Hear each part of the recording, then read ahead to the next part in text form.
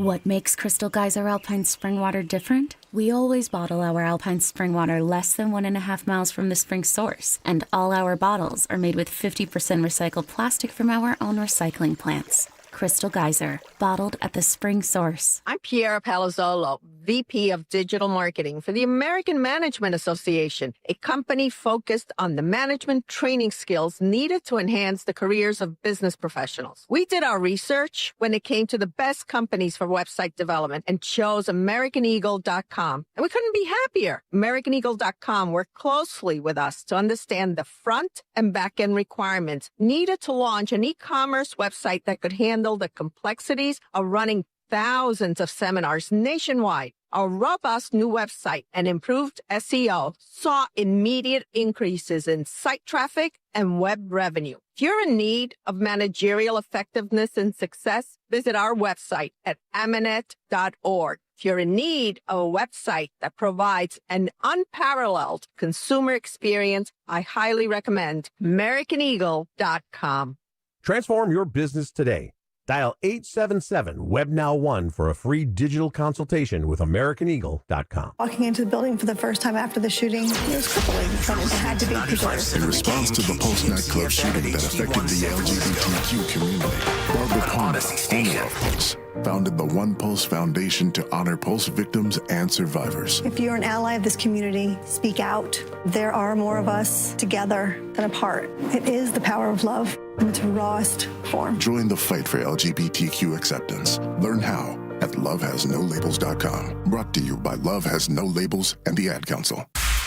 You're listening to 95.7 The Game, KGMZ-FM and HD1 San Francisco on Odyssey Sports Station and the home of the Golden State Warriors and Valkyries. Always live on the free Odyssey app and now coming to you live from the Laughing Monk Studios. What if you had the smartest Wi-Fi? If you did, it'd be Xfinity and it'd come with their best state-of-the-art equipment.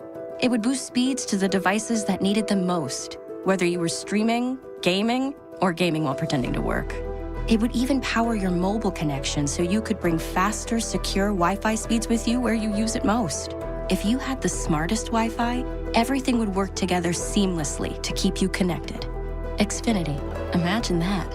Restrictions apply. Do you owe $10,000 or more in credit card debt or personal loans? With credit card debt at all-time highs, Debt Relief Advocates is urgently notifying consumers of debt relief now being made available, designed to aid consumers with out-of-control credit card debt. Those who qualify and enroll for this relief program will only have to pay back a fraction of what they owe. This is not bankruptcy or a debt consolidation loan. This is a relief program that credit card companies would rather you not know about, as it ends your debt nightmare and saves you lots of money. Consumers owing at least $10,000 in credit card debt or personal loans can now take advantage of this debt relief as the cost of living skyrockets. Debt Relief Advocates has established a relief hotline for you to call to learn what debt reduction you may qualify for, so don't wait. For this free information, call the Relief Hotline at 800-390-1164. 800-390-1164.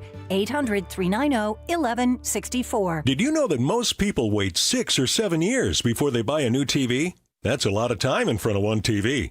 So why not get one of the best sets for the next 7 years, like one of the top-rated Samsung, LG, or Sony models?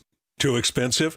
What if you could get up to $1,000 trade-in for your old set? Who would do a stupid deal like this?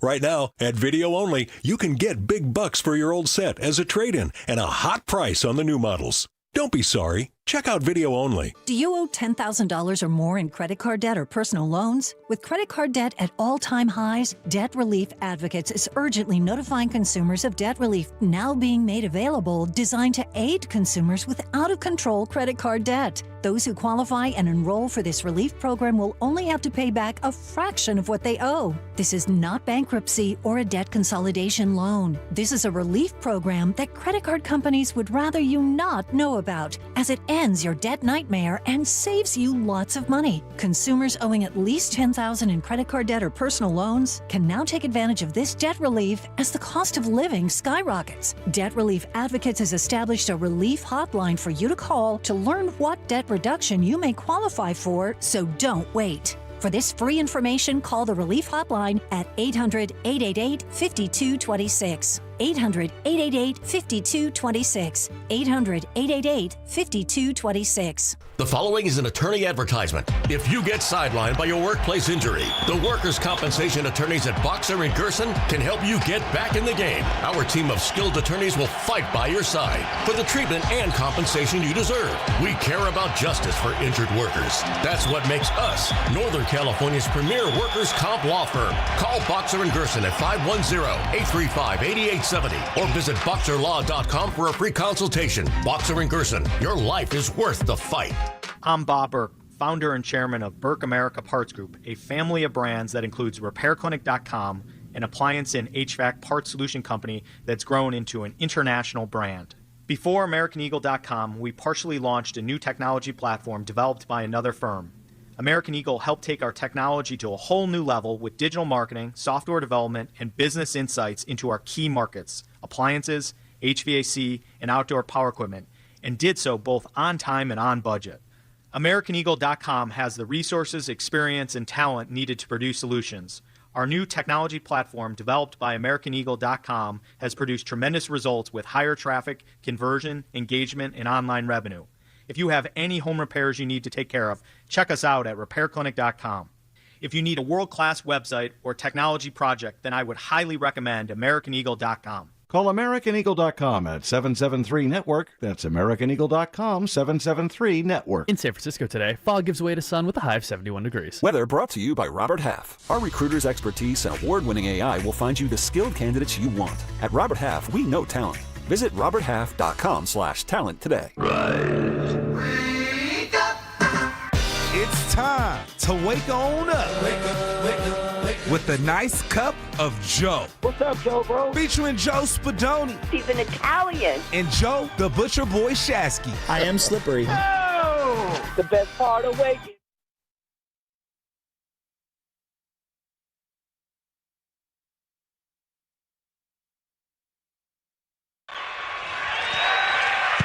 Snap good, hold good, kick good. Was that it? Sports, man. That was it? Duh. Al Michaels on the call, Amazon Prime. That was a primetime call, Thursday Night Football. They were calling it the Icy Hot Bowl, the AARP Bowl. Dare I say, the Senior Bowl. Oh, no. The Bengals beat the Steelers 33-31 as the battle of the 40-year-old QBs was sensational, actually. Joe Flacco and Aaron Rodgers turned back the clock. It looked like it was 2010.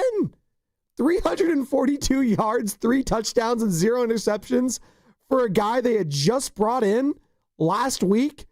And this is why Mike Tomlin was right. This is why Mike Tomlin was pissed off, head coach of the Pittsburgh Steelers. And they took the L yesterday. They're 4-2. The Bengals now have life. They're just trying to right the ship until Joe Burrow comes back from that turf toe surgery. He said earlier, as I welcome in Sam Lubin, filling in for Joe Shasky. Good morning, Sammy. Good morning, Carter. All you lovely people. Earlier in the week, I don't know what the hell the Browns were doing trading in division. Andrew Berry, GM, he must know something I don't. But all of a sudden, the Bengals had life at the quarterback position. Jake Browning couldn't do anything. By the way, Joe Flacco in one game did more than Jake Browning could do in the last 3, which is have 3 touchdowns. You don't trade in division. You just don't, especially at that position. Because all of a sudden, if the Bengals take that L yesterday, they're 2-5 and their season looks cooked. And then you got the Steelers, who would be 5-1. Now, all bets are off. You never know, Sam. You never know. And that's what I expect on Sunday Night Football, Levi Stadium. I don't know what's going to happen. And you know what? There's some magic there. There's some excitement. I have no idea what I'm going to see. I know there's not going to be Fred Warner. I know there's not going to be any Nick Bosa. I know there's not going to be any Ricky Pearsall. George Kittle, we'll see. Juwan Jennings, we'll see. Christian McCaffrey's probably going to be there. What version? Can they run the ball? Probably not. They haven't been able to do it all season. Maybe they can. Mac Jones looks like he's going to be the starter on Sunday. And that's what makes it exciting. The unknown of this season so far has made every single game like a nail biter. It's pretty incredible. Yeah, hello there, Spadoni. And, hello there. Yeah, that's just been all the primetime games this year. There really has. From the Chiefs-Lions the other week. On Monday night, we saw the Bears and Commanders engage in a fun back and forth, and I say that to bury the lead of what we saw in the other Monday night game, which was the Buffalo Bills getting absolutely humbled by the Atlanta Falcons, who, let me check my notes here. Oh, look at that. That's who's on the schedule for the Niners this Sunday night on national TV. And that just kind of goes to show the wide open nature of the NFL this year, and more so the wide open nature of the NFC in regards to the Niners, because the AFC is very wide open too, though the Chiefs are slowly, inevitably closing that door, Spadoni. But this feels like with the Philadelphia Eagles, they're in an offensive funk right now. The Detroit Lions, they're looking like a good team. Maybe we don't know how good they can be. The NFC feels just so wide open right now. And even at 4-2, looking to go to 5-2, and with your two best defenders out for the rest of the year, you look at the landscape that the 49ers currently occupy themselves in, and there's a lot at stake at this game on Sunday night. You win on Sunday night, you improve to that 5-2 record there without Fred and Bosa in the emotional swing of losing those guys. And then you got a Texans team on deck after that. You got a Giants team on deck even after that. Despite all the catastrophe that has hit the Niners throughout the early parts of this season, there's still so much in it.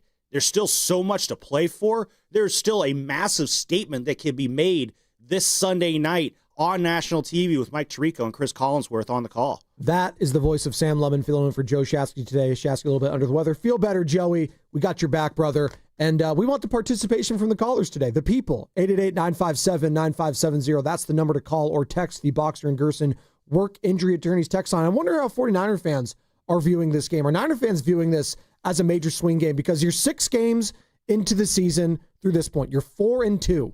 This is where you start to see some separation, albeit good or bad. You can mire in mediocrity and you can stay afloat here, but if you win this game on Sunday, you give that extra cushion. 3 games over 500. You can right the ship a little bit more. You got some breathing room. It's a tough schedule coming up. And I know I was one of those people in the start of the season said, hey, look at the start of the schedule. Look at the start of the season. The Saints, the Cardinals, And I know I got a lot of blowback, and people are saying, Spadoni, you can't sleep on anyone in this league. And I understand that. You can't sleep on anyone in this league. Hell, I'm sure people were sleeping on 40-year-old Joe Flacco yesterday in the Cincinnati Bengals. Joe Flacco might have been asleep. He might have been asleep, but he woke up in the AARP Bowl. People were sleeping on the Falcons on Monday night, as you alluded to. They dominated the Buffalo Bills. Dominated them. Who saw that coming? No one. Josh Allen looked really bad. He did. He looked awful. And that's a quarterback controversy in Buffalo? No, there's no quarterback controversy in Buffalo. But just when you think you could believe in the Bills, they have games like that. And just when you think you could believe in certain teams, that's kind of the theme of this season. Just when you think you can start trusting some of these teams, like the Lions. They kind of have a stinker against the Chiefs. Just when you can start thinking about the Chiefs, well, what if they lose to their division rival, the Raiders, this week? And then, I don't know, they're 3-4. It's the NFL. This is such a weird season. Like you're trying to manifest something. There's no dominating team. So if there was any season that the 49ers could, have this up and down injury year and kind of break through and still make the playoffs, it would be this year. Because I don't fear anyone. I don't think, you can't go, Philadelphia, right? Everyone, they're the defending champs. And I'm not burying them. It'd be stupid to do that through 6 weeks. I'm not burying the champs. They're still a couple games over 500. Yeah, they got some turmoil. They had turmoil last year at 2-2 when you thought the head coach and the quarterback were at heads and fighting each other. They won the whole damn thing. But they don't have a fear factor right now. It's not like the Chiefs of old or the Patriots of old where you could just check mark them in to the conference title game. I'm not doing that for anyone. The Bucks just beat you last week, Sammy. They're 5-1. Is anyone really believing them? Not really. They have all the injuries. They got a lot of injuries right now. Bucky Irving out. Emeka Egbuka, he's out for a predetermined amount of time. Mike Evans might be coming back. You want to know something crazy about the Eagles? Despite how good we might think they are or not think they are, they have a negative point differential. Yes, it's a -1 point differential, but at 4-2 in this Eagles team, you would not expect them to be underwater at this point in the year. But again, a big part of that is you might have to, honestly, at this point. It's just if you're going to blow up anything with Philadelphia, it's their coaching staff situation. I mean, they have an absolute gumbo right now. I forget the guy's name, Kevin something. For the Eagles. Absolutely just torpedoing that offense, which you hate to see that happen. Yeah. They miss Kellen Moore. That's a fact. Which that's never would have thought I'd be saying that right now. The Packers, it feels like no one's willing to jump in on them quite yet, even with the addition of Micah Parsons. Kevin Patullo, by the way. Kevin Patullo. See, I got the Kevin part right. Yeah, there you go. K-Dog. But, I mean, the Packers, I feel like, I don't know, people just think the Packers should be better at this point after adding Micah Parsons.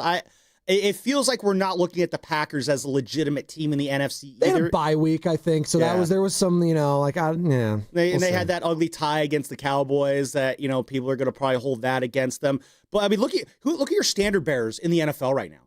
It's the Colts and the Bucks. Yeah. Which, no one saw that coming. No one predicted that coming, and no one's probably banking on that to hold up and stay up the rest of the season. I mean, if the Bucks are healthy, yeah, I can see them being a problem because Baker absolutely looked like he could be the part of an MVP candidate last weekend against the Niners. And if Evans and Egbuka and Irving are healthy, we'll see what goes on with Chris Godwin. He might be a little bit more far gone than those other guys there. But, I mean, the Tampa looks like the team that, when healthy, they could be the one to beat right now. Eagles on the back burner there. Rest of the NFC, again, Lions, I feel like they're still in improvement mode. I think we said that already. They're still a team to be reckoned with, though. This all goes to say is, as we go into this Sunday night game, if you want to make the case that the 49ers still have a shot in this NFC, and I'm not saying they're going to run the table through the NFC and go to the Super Bowl or anything like that, but a team that can make the playoffs, maybe still win this division in what we're chalking up as a lost year, this I don't know what a fully successful season looks like for the 49ers. Winning the division, getting the playoffs, making some noise there, at least show that this team is trending in the right direction as they try to, rebuild this, core into what we've dubbed Kyle Shanahan 3.0. You want to know that things are trending in a positive direction. If they can put together a string of successful performances in the wake of losing their emotional leader in Fred Warner, then if there was any doubts about the future of this organization, where things that could be going, this is a great way to start erasing those doubts. I think it'd be their best win of the season. I really do. Yeah, no, seriously though. Again, I understand the Rams one. Well, sure, but for now, given everything and all the injuries, Sam, they would have, if they win this game, it's without Fred Warner and Nick Bosa. I'm sorry, that's more impressive. Even in the Rams game, you had Fred Warner. You had guys making plays on the defense. You had that. I'm not coming at you when I say until the next one, but that could be one of those situations this year where this is going to be the best win of the year. But then, a couple weeks from now when the Rams come to town, who knows what this roster could. What if Adrian Martinez is starting that game and that becomes the best win of the year? I think that's just the situation the Niners find themselves in every week is they're just the uphill battle is going to be that intense with the injuries that they're playing with that every win could be just an amazing accomplishment for this organization. That's just kind of the state of where things are right now. You mentioned the Eagles having a negative point differential. The Niners do as well. It just speaks to all the tight games that they've played, and they have a -3 in the point differential category. Not exactly running away with it, but they're in these tight games for a reason, right? That they aren't getting blown out. There is something to be said about all the injuries this team has had, and they don't lie down. They're so much mentally tougher than last year. It's not even funny. And that was a team coming off a Super Bowl loss. So I know it makes sense now to look back and say, yeah, Super Bowl hangover, you got all the drama in the offseason, Ayuk, Trent Williams, I don't know what's really going on, Debo. Yeah, there was a lot last year. And I think they took their lumps. John Lynch and Kyle Shanahan in the offseason, they didn't want to deal with all that drama. They re-signed the captains. They re-signed the future leaders of this team, the current leaders of this team. And I thought it made sense. Fred Warner, well, he's out for the season. George Kittle, well, you've missed him basically the entire season, outside of a quarter and a half. Could be back on Sunday, though. Could be back on Sunday. That completely torn hamstring, fully healed. Yeah, we'll get into that. Yeah, we had to bring that up because that was a crazy throwaway comment that surfaced yesterday. And if we can get, I think Kittle did speak to the media. If we could find any of that sound, boys, in the back, we'd appreciate it. Shout out Matt Nahagian doing double time back there with Carter. Appreciate both of you guys back there behind the glass.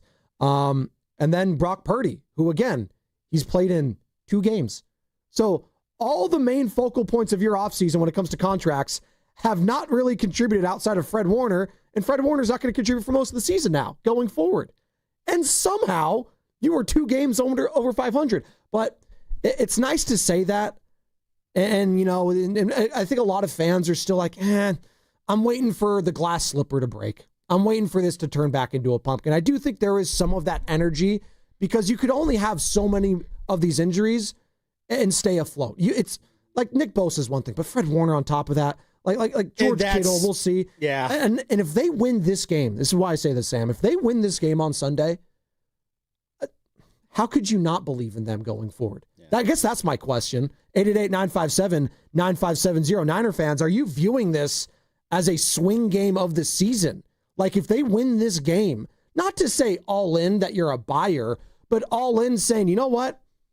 If this team, if I have to be emotionally invested, so be it. I think people are on the fence whether or not they want to become emotionally invested in this team. It's hard to, knowing you might not be a Super Bowl contender, because last year, the Detroit Lions, we saw all those injuries stacking up, and we were talking it, me, Shasky, you, Bonte, like, yeah, they're probably not Super Bowl contenders with all those injuries. They're probably not. But you know what? Still could be a fun season. They could still win a game in the playoffs or 2. Why not? Why not the 49ers, I guess I'm what I'm saying. Well, again, I think the way I look at it is if you're not winning a championship, then the next best thing you can be doing is moving in that direction.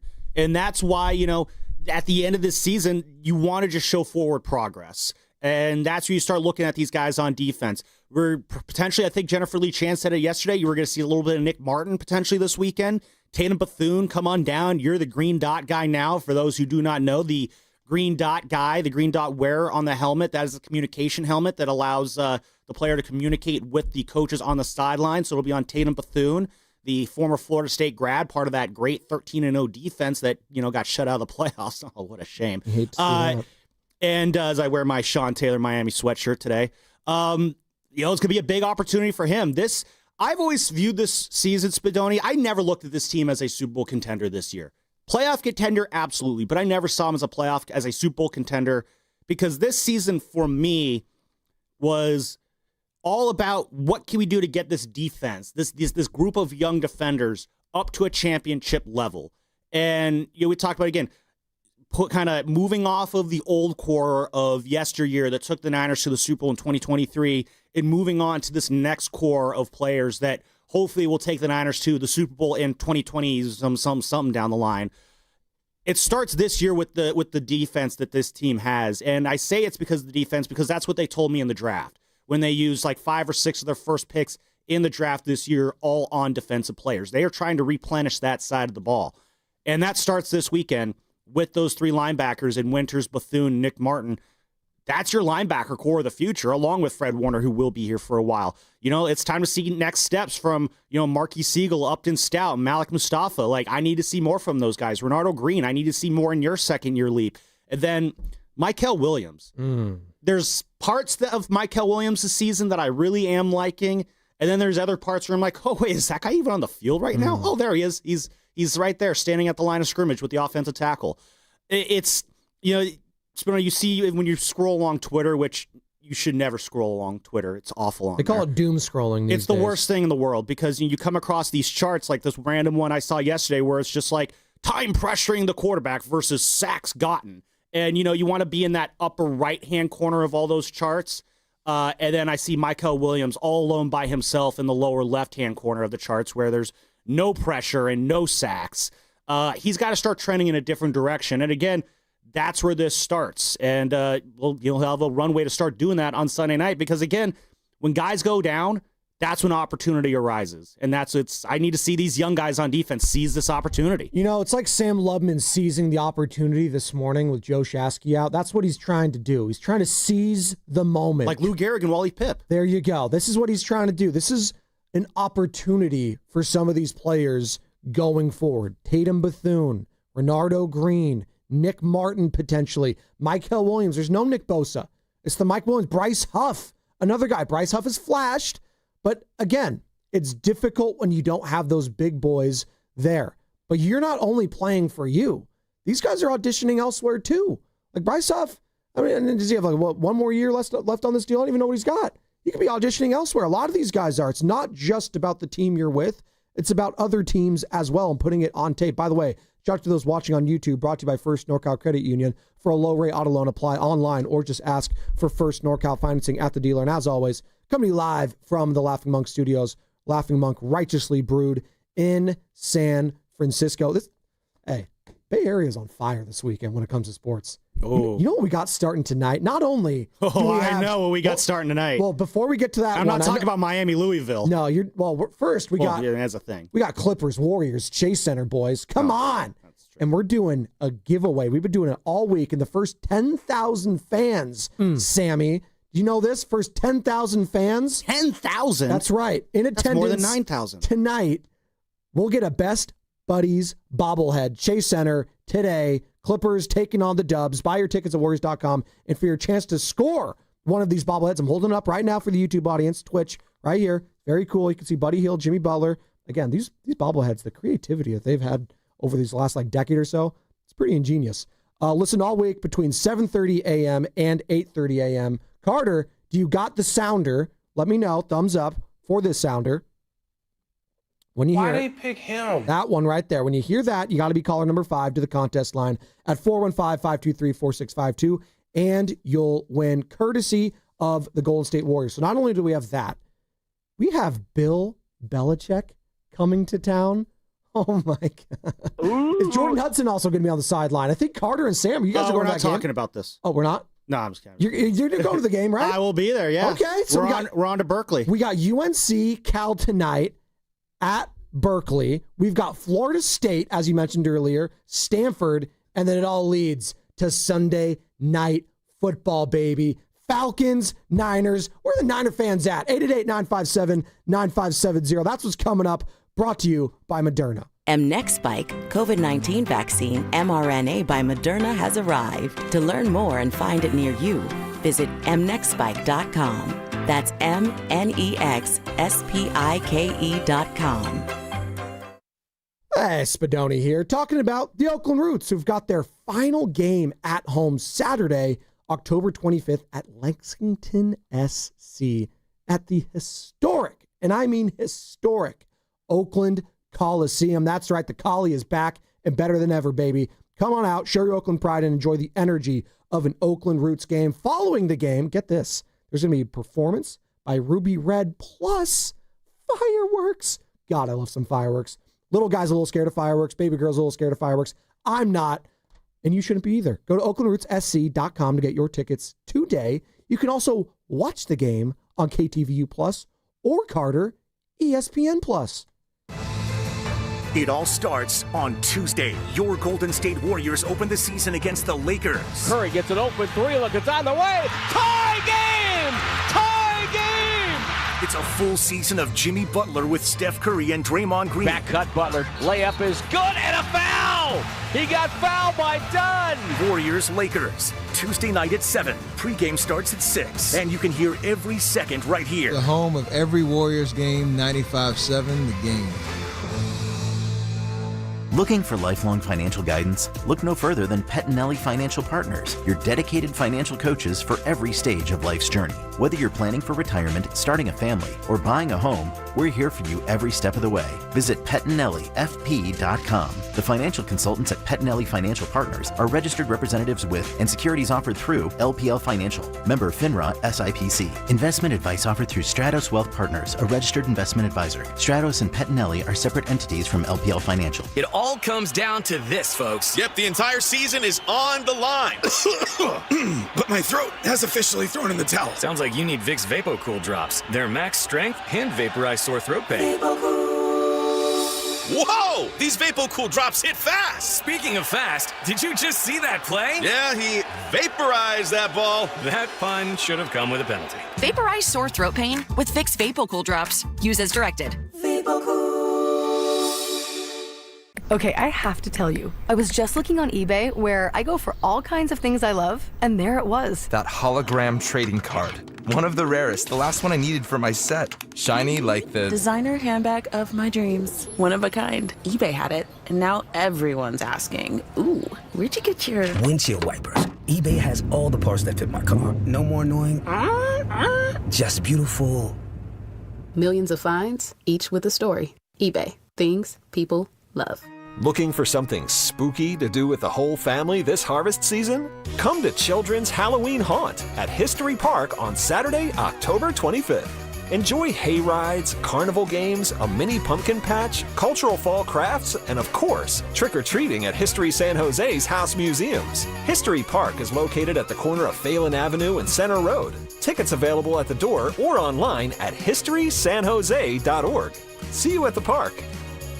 Shop top brand tires at Big O with the lowest tire price guarantee. Now through October 19th, get up to $100 instant savings on 4 select in-stock Nitto, Nexen, or Toyo brand tires. Installation required, disposal fees extra, not good with other offers. See Big O dealer for details. Decision Day is here. The last MLS game of the regular season, and the playoffs are on the line. This Saturday, October 18th, your San Jose Earthquakes battle Austin FC at PayPal Park. A win could send the Quakes into the postseason, and the energy's gonna be electric. The first 5,000 fans through the gates will score a Christian Espinoza action figure. So get there early.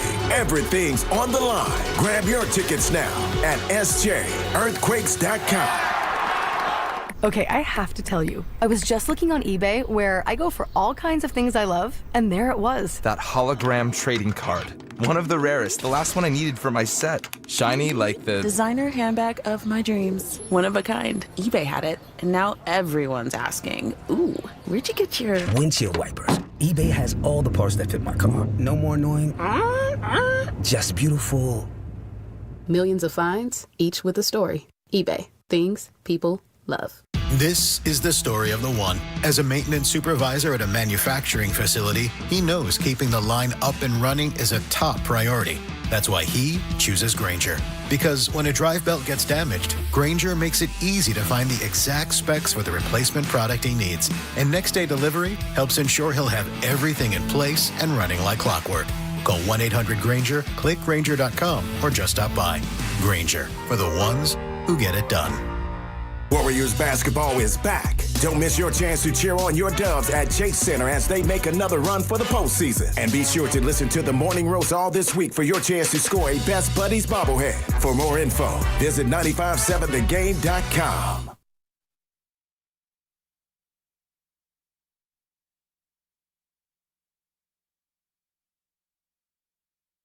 Bay Area, it's Stephen Curry. You're listening to the Morning Roast with Joe Spadoni and Joe Shasky on 95.7 The Game. Come on, Dub Nation, what are you waiting for? Download that Odyssey app now. Oh, heck yeah. Wow, Steph. Steph knows my name. It's pretty cool. Not going to lie. Yeah, you can roll your eyes back there behind the glass. I'm not. Sam Lubman in for Joe Shasky today. Shasky, feel better. Get better, buddy. Got a 3-day head start. And by the way, Stretch three. We got Carl Dukes joining us at 8:30. You're like, who's Carl Dukes? It also sounds like a G.I. Joe character. Carl Dukes. He is the host of Dukes and Bell in the afternoon on 92.9 The Game. There's another game out there, and it's an Odyssey sister station in Hotlanta. Put him up, Dukes, on Twitter. You can follow him there. He knows all things Atlanta sports, and we'll get the lay of the land of this Falcons team coming off a huge win on Monday Night Football ahead of Sunday night here at Levi's Stadium, where it's looking like it's going to be Mac Jones starting in place of Brock Purdy. We were talking about it off air. The action gets started tonight in the Bay Area. And I'm not kidding. This isn't tongue-in-cheek. This is a fire weekend for Bay Area sports. We've got the final preseason game between the Clippers and the Warriors. Warriors getting started with regular season action next Tuesday. And again, you can hear all the games right here on 95.7 The Game. I wonder if Dave Fleming's going to be on the call for Florida State Stanford tomorrow at the Farm. But tonight, Sam, is all eyes are going to be on Berkeley because Bill freaking Belichick is in town. And I don't know if you saw that statement he had to release 2 weeks ago. Anytime you have to release a statement on the future of your program and your future as their head coach in your first season, it's never a good sign. And it was him saying, I'm fully committed to UNC football and the program we're building here. I just threw it out behind the scenes. Like, has he lost some of his luster for you these last couple seasons? Like Bill Belichick, I know everyone thinks he's the GOAT, And maybe he still is. And maybe we won't use what's taken place in those latter years for the Patriots in this first year for UNC football. Maybe we're just going to just toss that to the side. I'm having a hard time tossing it to the side because it's been that ugly, though. It's been bad. It's been gross there. And here's the thing: when it comes to UNC, he didn't really get the healthiest program, and he didn't inherit the healthiest program from Mac Brown. Mac Brown, he had UNC in a good spot, not a great spot. What is UNC football? I've never thought of them ever in my life as like a good program. No, it's not. But under Mac Brown for the first couple of years, they were, I would say, maybe the 3 or 4 team in the ACC. I'll say the Miami Hurricanes have not beaten UNC since Mac Brown took over. Now, maybe that's a knock on Miami more than it is a pump up for UNC. And for those of you who don't know, Sam Lubman, Miami alum. Repping my Sean T today. Big game against Louisville today at 4 o'clock. That'll be Miami might have to be on upset watch for that one. I'll be locked in on that one. Oh yeah, I'll be on that too. But he did not get the healthiest program inherited, and I think they took like 40-something transfers this year. So I think Belichick is learning very much the hard way that college football coaching is so much more complicated in its own way than the NFL. I mean, NFL's complicated too. Maybe it's not more complicated, but it's a different kind of complicated. And there's clearly an adjustment period there that he's going through with him and Michael Lombardi and all the other people he's got on that coaching staff. But the thing with Belichick and UNC, and the fact he has to reaffirm his commitment further drives home this feeling I have with him, where I would be willing to believe that Belichick could actually have success at UNC and build this program up like he's intending to, if I actually believe that he is going to want to stick around and do this for more than a year or two. He's 73. Who thought this was a good idea? No one. Well, I think what he tried to do is he wanted to get back into this and show other NFL teams, hey, I don't need you. I got other options. And yeah, he's really showing them. It's clearly UNC football. Exactly. So it's just not working out for him that way. Now, the question you asked, Bedoni, is he losing his luster? Listen, is this a bad way to end his public coaching career? Yes. This is not the way. This is not going out on top. This is, Jimmy Johnson losing 62-7 in his last ever game that he coached. It's going out really ugly there. There's a deep cut for you. Does it take away from the success he's had in his overall career, the 40 years that preceded this? I'm not going to go that far. Yes, it did not look good when Tom Brady left New England. Was it ever going to look good when Tom Brady left New England? There's obviously going to be some rubble that needed to be clearing out there. Belichick rubbed some people the wrong way during his time there, namely the owner. And, that's a great way to kind of get yourself forced out of there and without honors. And I think that's kind of dampened the feeling on Belichick. At the end of the day, though, in the 32 years that I have been on this earth, Spadoni, there is still no one who has done a better overall coaching job at the NFL level than the hoodie himself, one Bill Belichick. So is he, we talked about made men last week. He's not lost that status. He is still as made and as minted as ever. But yeah, the end is bad. I'll say this.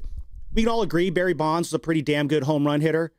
But then he had, 28 home runs in his last few years, which are paltry by his standard. I know. Did that take away from the success he had before that? No, it didn't. Sometimes greats fizzle out at the end. That does not take away from, I'll say this. If LeBron James puts up like a 17-point per game season this year, does that take the shine off of him being the GOAT? Yeah, he'll be called LeWashed James.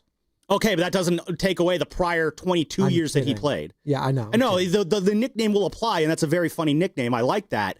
But, yeah, so the ending, I don't think, in this situation takes away from what happened before. This is not a Russell Wilson where the end is so long that it does take away the shine of what came before. You know what is going to be shiny? It's going to be cracking. It's the kickoff show with Lo Neal and Evan Giddings at Laughing Monk Brewing Sunday. That's this Sunday, 3 p.m. And if you're going to the game, you can sign up for the free shuttle to the stadium right now. First come, first serve. Go to the Eventbrite page on our website, 957thegame.com, and sign up now. That's 957thegame.com. All right, so we brought up that game because it's going on tonight. We got Lakers, Warriors Tuesday to start off the regular season. To finish off the preseason, it's on NBC, too. It is on NBC. There you go. I always like the Kawhi Leonard laugh remix of that. Oh, yeah, that's pretty good. There you go. That's pretty good. It hits so hard. It does. Round ball rock. Sam, you put a smile on my face. You know what? I'm feeling good about today. I don't know what the listeners are saying. They're probably all over the place. But you know what? Sam Levin's in for Shasky. We're talking Niners. We're talking Falcons. He's got a baseball in his hand. We're fired up, baby. If the Niners, Cal football, even. Talking Cal football. If the Niners win this weekend, how does that change your view for the rest of the season? Or does it? Like, I think that's where fans are at. This is such a weird year when it comes to the injuries, when it comes to the quarterback. Like, if they're 5-2, how are you waking up Monday morning feeling? 888-957-9570. Are you feeling like, hey, we got action? We could be a playoff team? You feel like, hey, we're getting our starting quarterback back potentially in Brock Purdy. Why can't this team go on a run?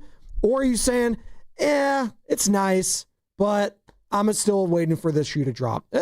That's fine. You can feel any way you want. I just want to know how they're feeling. 888-957-9570. Call or text the Boxer and Gerson Work Injury Attorneys text line. So I tell you this, Sam. You wake up Monday morning, we're getting ready for the show. 49ers are 5-2, coming off a Sunday night football win. How are you feeling about them? I'm feeling like this team is alive and in a very, very good spot for at least another week, maybe even another 2 weeks. It also depends on, what the other teams in the NFC West do as well. As of right now, the Niners are tied atop the division in a three-way tie with the Seahawks and Rams. I'll pull up in a second who those teams...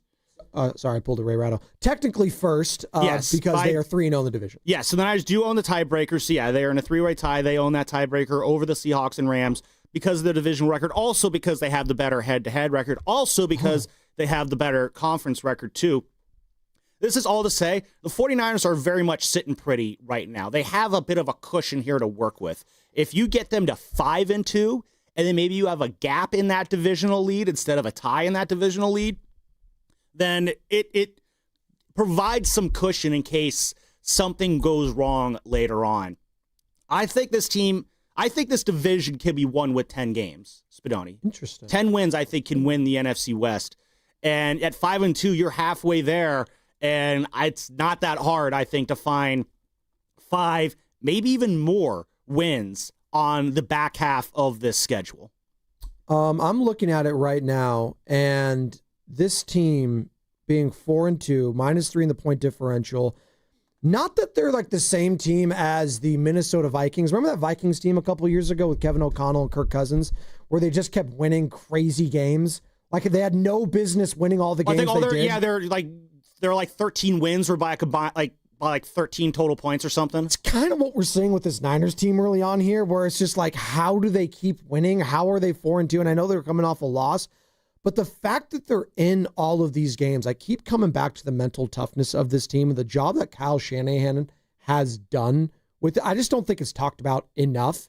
Like, you know what else is not talked about enough, Sam? And I know it's going to sound insane because we keep talking about Mac Jones. The Brock Purdy element of this, I kind of want to get into on the other side. I know we're up against it. We keep talking about the losses on this team. We never mentioned the quarterback that they've missed for most of the games this season. We talk about Nick Bosa. I think we mentioned him a little bit. Yeah, no, but it never starts with him. Why do the losses with this team and the losses they've dealt with never start with the quarterback? Let's get into that on the other side. 888-957-9570.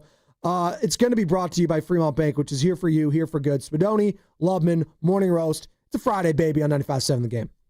$5,000. That's the average amount of money people in the U.S. are now spending on gas in a year. $5,000. That's crazy. If you drive, you have to download Upside, the free app that gives you cash back every time you get gas. That's right. You can earn real cash back with Upside just by buying the gas you're already buying. You can literally start earning cash back today. I use Upside every time I fill up, and I've already made around $200-300. You're putting gas in your car anyway. Why not get real cash back? back. If you like free money, download Upside. I'm saving the cash I earn from using Upside to help pay for a vacation later this year. Download the free Upside app now to earn cash back every time you buy gas. Use promo code FRESH to get an extra 35 cents per gallon on your first tank. You can cash out anytime right to your bank, PayPal, or a gift card for Amazon and other brands. Just download the free Upside app and use promo code FRESH for a 35 cents per gallon bonus on your first tank. That's code FRESH for a 35 cents per gallon bonus.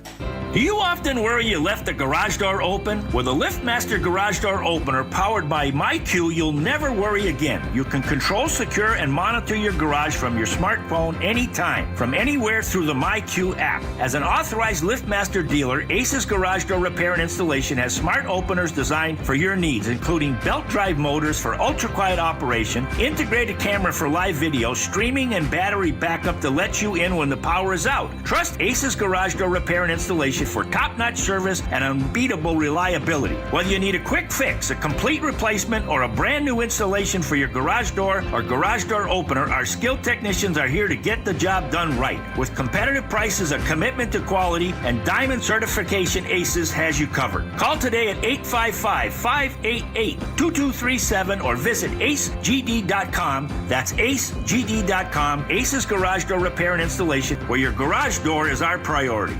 Attention taxpayers, if you owe $5,000 or more and have missed another tax deadline, you're officially on the IRS's radar. The IRS has resumed aggressive collections. That means wage garnishments, bank levies, even seizures of your home, car, or retirement accounts. If you owe $5,000 or more and missed the deadline, you're stacking new debt on top of what you already owe. Call Priority Tax Relief now. Their experts fight back fast and are saving their clients millions in tax debt every month. I owed over $50,000. And they settled it for pennies on the dollar. These guys are as legit as they come. After speaking on my behalf with the IRS, my entire debt of $25,000 will be eliminated. Whether you've received collection letters or you're already facing liens and garnishments, call for your free consultation. There are no upfront fees. Priority Tax Relief. Let's make your taxes our priority. Call 800-464-1899. 800-464-1899. 800-464-1899. Priority Tax Relief. You hear that? That's the sound of your business losing money. Legacy phone systems weren't built for today's teams. Quo, formerly OpenPhone, gives your business a smarter way to stay connected. Quo lets you manage calls, texts, voicemail, and contacts all in one place so that you can deliver a seamless customer experience from ring to... Need to take calls on the go? Quo automatically transcribes, summarizes, and highlights next steps from every call, so you never miss a detail. Need insight into what closes a sale? With Quo's AI call tags, you can instantly spot key topics like objections or pricing questions, and use those insights to level up every customer interaction. And yes, you can bring your existing number with you for free. Keep your team in sync and your customers happy with Quo. Quo. No missed calls, no missed customers. Try Quo for free at quo.com/sports and get 20% off your first 6 months. That's quo.com/sports. QUO.com/sports. House stealing. It's a nightmare that's real. It's the FBI's term for thieves stealing your home's title and draining your equity. Just one fake document filed with a recorder, and scammers can own your home on paper, drain your equity, and do it all without you even knowing. Imagine waking up to a foreclosure or eviction notice. Listen to former title thief Matt Cox. What people don't realize is the ease in which this crime can happen. I can take the deed to your house and I can transfer that deed into my name. It's a great crime, and it's happening all the time. So how can you stop the nightmare and protect yourself? Find out if you're already a victim now at HomeTitleLock.com. Use promo code RADIO and get a 30-day free trial of their $1 million triple lock protection, a title scan, and access to a title specialist, a $250 value. Don't wait. Go to HoldTitleLock.com now, promo code RADIO. Attention. Have you racked up $10,000 or more in credit card debt? Are you barely getting by making minimum payments? With credit card debt reaching all-time highs, National Debt Relief is notifying consumers about significant debt relief options currently being made available to help those with overwhelming credit card debt. These options may reduce a large portion of credit card debt for those who qualify. You don't need to declare bankruptcy or take out a consolidation loan, and you may only have to pay back a fraction of what you owe, even if you have bad credit. National Debt Relief has already reduced the credit card debt for more than 550,000 consumers. So don't wait. If you owe $10, $20, or even $100,000 in credit card debt, you can now take advantage of this financial debt relief as the cost of living continues to skyrocket. To check what debt reduction you may qualify for, call 800-750-2525. That's 800-750-2525. Again, that's 800-750-2525.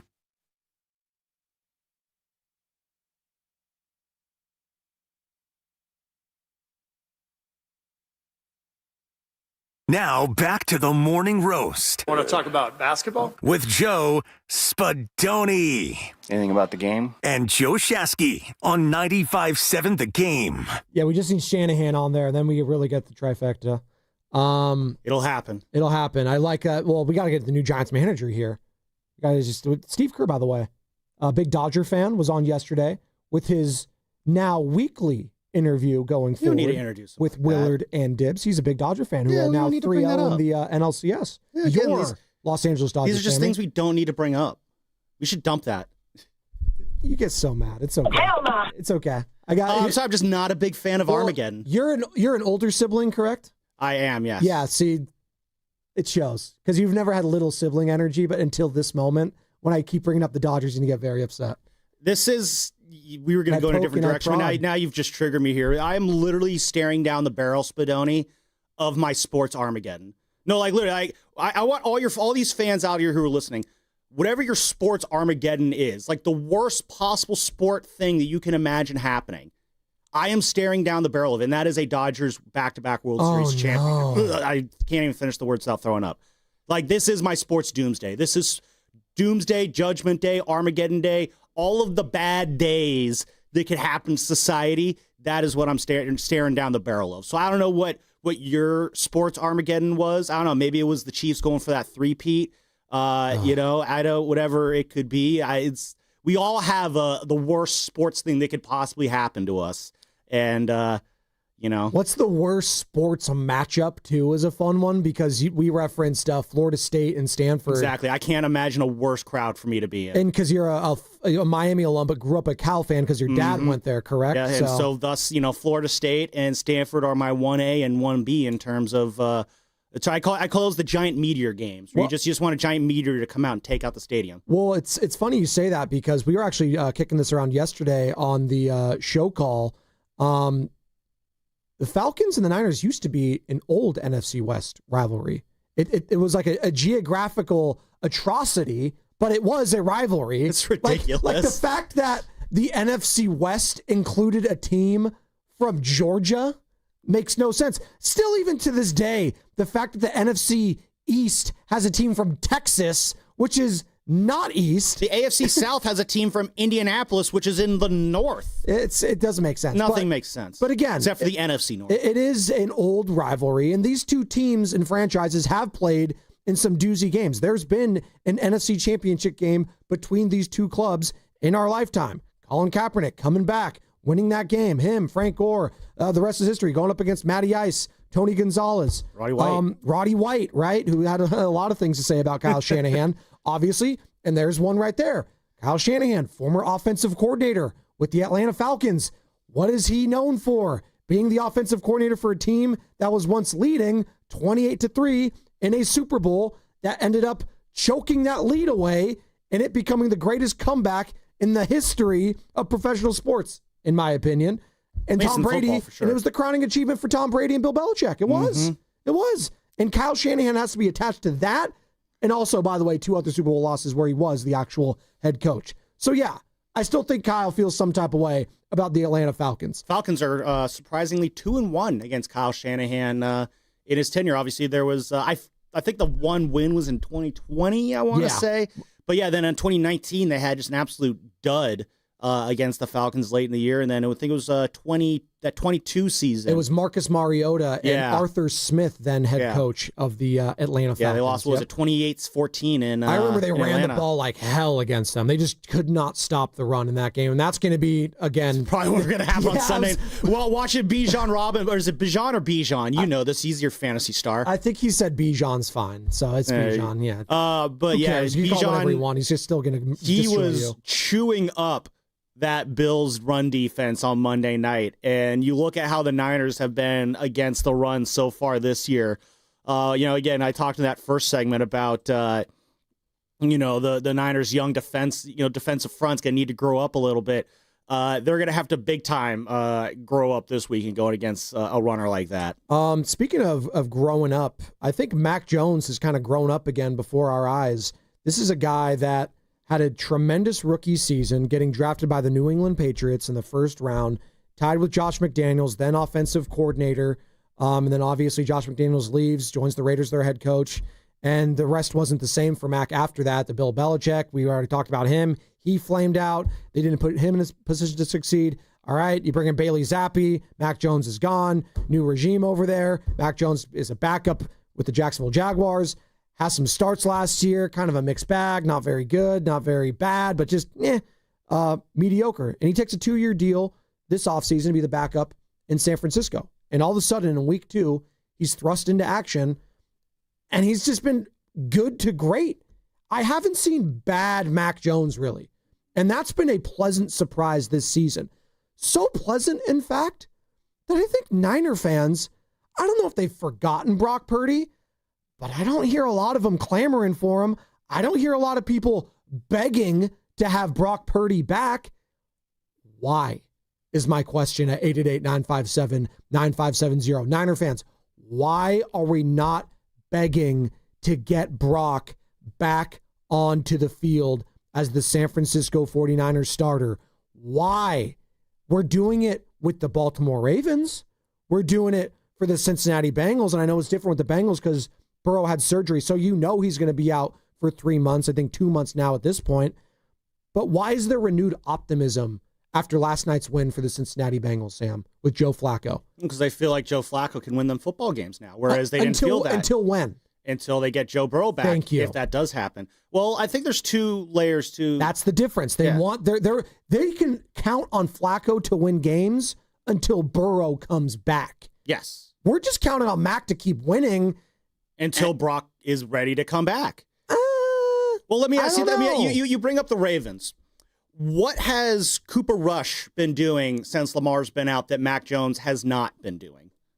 Well, he's not a trick question. He's been turning the ball over and not winning. Yes, he's not been winning football games. When you're winning is the ultimate deodorizer. It allows you to not overlook any deficiencies, but it's a lot easier to deal with those deficiencies. You'd rather nitpick a win than have to go in on a loss.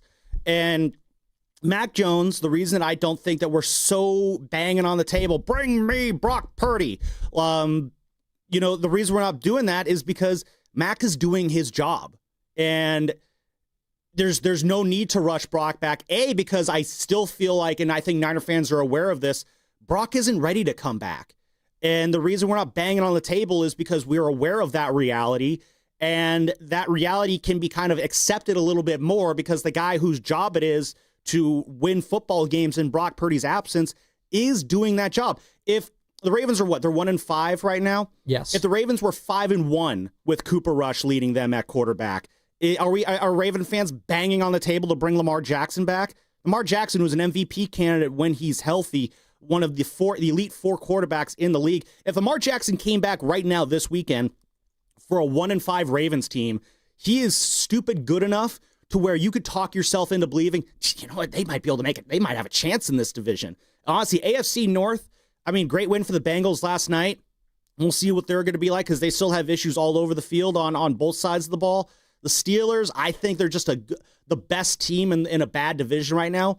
All to say, AFC North does not look that strong. So if I'm a Ravens fan, I could say if you get Lamar back this weekend, there's still enough potential that you can go on a surprise run and maybe, grab that 2% chance to win your division or whatever it sits at. I think the Ravens at 1-5 are still like even money to make the playoffs, which is insane. Exactly. It's absolutely insane if you're a gambler. Like they're 1-5, and that's what they think about the division and the rest of their schedule going forward. If, as you said, they get Lamar Jackson back. And the conversation we're having at 888-957-9570 is, why are Niner fans not begging to get their starting quarterback, the guy they paid $200+ million to, in Brock Purdy?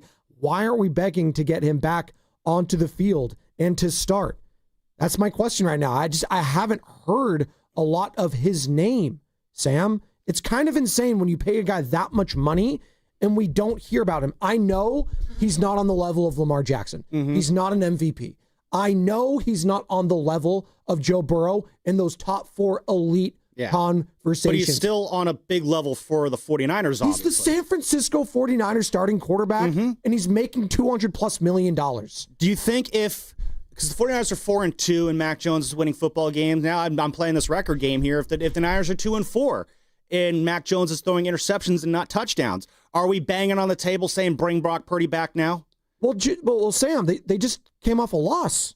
But they're still 4-2 and in first place of the division. The reason they came off a loss right now, Spadoni, and we're not losing our minds, because Mac Jones in just a few weeks has played well enough to where, you know what, he had they lost on Sunday, and no one was really blaming Mac for the loss. First of all, I mean, sure, the first pick that was probably on Kendrick Bourne not getting the skillets on the right path there. But the other interception you had late in the game, that was a textbook Brock Purdy forced it in there pick. But the reason we're not crushing Mac Jones as much for that is because, I think the Fred Warner injury overshadowed a lot of what happened in that loss. And I think his absence on the field was felt far more on Sunday than any deficiencies that Mac Jones may or may not have had. No, it's the reason we don't freak out about that loss is Mac Jones has done enough in the previous weeks to where it's like, you know what? As the backup quarterback, we understand where that performance came from. But if he didn't have those previous 3 games, if he threw one too many picks against New Orleans, if he didn't lead that field goal drive against Arizona, if he didn't pull the Niners out of it and get them to that win in Los Angeles on Thursday night, if those things don't happen and then the 49ers lose to the Bucs like that, I think there's a different conversation about whether we want Brock Purdy to come back, because the guy whose job it is to win games when Brock Purdy is out is, in this case, not doing his job. But that is not the situation we're in. So it gives you a luxury, Spadoni, to where you have a situation with Brock where he is the future of this organization. You're not going to further complicate him or further risk injuring him more, aggravating that turf toe injury. You have the luxury to slow play it. We have been saying that for the last few weeks. Brock, get better. Brock, get better. Brock, get better. That is what Niner fans want to see. They want to see a healthy 100% Brock Purdy on the field. They don't want to rush him back just to watch him get carted off the field again. We did that already this year. It was not a fun experience. I'd rather not go down that path again. So if Mac Jones could keep holding down the fort, keep holding down the fort, buddy. Let's get Brock Purdy back 100% ready to go. See, the difference is, as you're listening to 95 The Game, KGMZ FM and HD1 San Francisco and Odyssey Sports Station, in the home of the Golden State Warriors and Valkyries, always live on the Free Odyssey app, coming live from Laughing Monk Studios. Sam Lemon in for Joe Shasky alongside Joe Spadoni here. The difference between those other examples that we're talking about is we know the gap between Lamar Jackson and Cooper Rush. We know the gap between Joe Burrow and Joe Flacco. I don't think we know the gap between Brock Purdy and Mac Jones at this point. What is the gap between those quarterbacks? Seriously, can you tell me, Sam? What is the gap between Brock Purdy and Mac Jones right now? You tell me, because I don't think it's that much. And I think that's what we're having a hard time talking about, and we don't want to, and we're afraid to say it. We thought the gap was a lot bigger between both of these quarterbacks, and we're finding out it's actually not that big. You say it like it's an issue. Does it have to be an issue? No, but it's an issue when I pay one guy $6 million and the other guy $200+ million. That's when it becomes a... Well, again, let's keep seeing how this plays out. I guess this is not the first time that a new quarterback has gotten off to a hot start with Kyle Shanahan. We saw it happen with Jimmy Garoppolo. We saw it happen with Brock Purdy. And then there was a regression. The regression Jimmy was so bad. Was a good quarterback, though. Yeah, but he was never on the level of what Brock Purdy was able to do. And honestly, I mean, I don't know, Mac Jones might be closer to what Jimmy did to the start than what Brock Purdy did at his start. I know. I hate that we talk about Jimmy Garoppolo like he was a scrub, though. He was not good, but he still regressed, and his regression was so bad that the Niners had no choice but to just move off of him. Yeah. And Mac Jones, he's off to a great start. You know, what happens when he hits that wall that every Kyle Shanahan quarterback has hit and starts to regress? That's why a lot of people want to move off Brock Purdy, is because they think that Brock Purdy is starting to regress. Is he regressing because of ability? Is he regressing because of health? Is he regressing because he has literally no one around him that can keep him upright or he can, reliably get the ball to? Yeah, you look at, again, we've been saying it ad nauseum this week, the Brandon Ayuk absence last year. Brock Purdy, before and after Brandon Ayuk, has been a very, very different quarterback. That's just a part of it. I'm not saying it's the whole thing. That is a part of, what we've seen from Brock over the last few years. But at some point this year, we might start seeing it where, Atlanta, they blitz more than anyone else in the league. You know who else blitzes a lot? Tampa. How did that work out for Mac Jones? There was a lot of times in that game last Sunday, Spadoni, where it's just like, man, if you had some legs, maybe you get away from that pressure, keep that play alive. You think Brock Purdy wins that game last week? I think Brock has the Niners in position to win that game, yeah. He went into Tampa last year with a team that was as rough a shape as this one and pulled out a win through 350 yards last year. And that was with Jake Moody doing everything he could to keep the Niners from winning that game. So, no, I think Brock Purdy was absolutely capable of going in and winning that game at Tampa. They also had George Kittle last year. They did not have the wide receiver core that Mac Jones had last week. Let's put that into perspective. Mac Jones was a full participant in practice. Brock Purdy was limited, not official, but all signs pointing to Mac being the starter again. Damon from the dump truck wants to join the conversation, and I asked it, what is the gap between Brock Purdy and Mac Jones right now? I don't think it's a lot. 888-957-9570. Damon, what's up, man? You're on the Morning Roast. Man, Spadoni, I think you just hit it on the nail right there. What is the real gap between Purdy and Mac Jones? And I think it's kind of close. I mean, if you take 22 and 23 Purdy when he first hit the scene, then you could say, yeah, there's a difference. But after last year and what we saw from Purdy this year, I mean, it's like I don't think that there is as much of a difference. I think that, Mac Jones actually kind of edges him out if you take, what we saw from Purdy last year.